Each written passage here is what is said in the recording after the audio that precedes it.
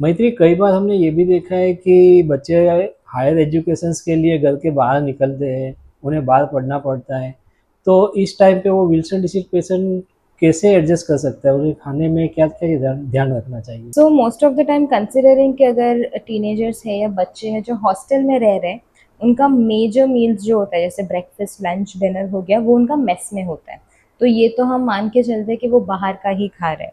तो उस टाइम पे वो ये कर सकते हैं कि जो नॉर्मली फूड वो घर पे खाते हैं जो उनके लिए कंफर्टेबल है, वो कुछ दो तीन ऑप्शंस जो वो रिपीट कर सकते हैं उस पर लेकिन स्टिक रहे।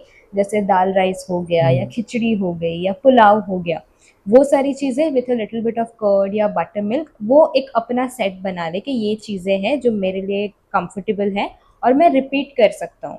इट इज़ नॉट रिकमेंडेड कि वो बाहर जाके फिर एक्सपेरिमेंट करे कि नई हुँ, नई चीज़ें हुँ, ट्राई करे, नए नए रेस्टोरेंट ट्राई करे। ऐसा नहीं कि नहीं ही करना है, बट डिपेंडिंग ऑन कि उनकी बॉडी कितना सपोर्ट कर रही है, उनकी डॉक्टर क्या कह रहे हैं, उनकी दवाइयाँ कैसी चल रही है, वो चीज़ों को ध्यान में रख के फिर उन्होंने मेजर मील्स का तो हम वैसे ध्यान रख सकते हैं।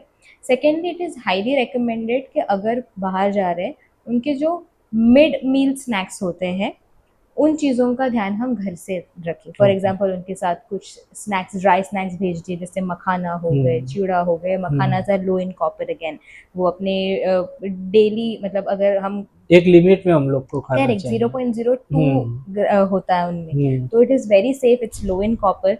तो कुछ ड्राई स्नैक्स साथ भेज दिए ताकि मेजर मील्स जो उनके नॉन नेगोशिएबल बाहर हो ही रहे, हम नहीं एक्सपेक्ट कर सकते कि हुँ, हॉस्टल में बच्चे अपना खाना भी बनाए, हुँ। वो तो नहीं, वो तो पॉसिबल ही नहीं पॉसिबल होगा। नहीं है। बट एटलीस्ट जो हाँ। स्नैक्स जैसे चाय के साथ का कुछ हो गया या मिड मील या रात को हुँ, पढ़ाई कर रहे भूख लग गई कुछ खाना है, वहाँ पे हुँ। फिर उनको कुछ ब्लिंकिट या जोमेटो जेप्टो ना करना पड़े। जी। तो उन चीज़ों का ध्यान रखना इज़ वेरी इंपॉर्टेंट।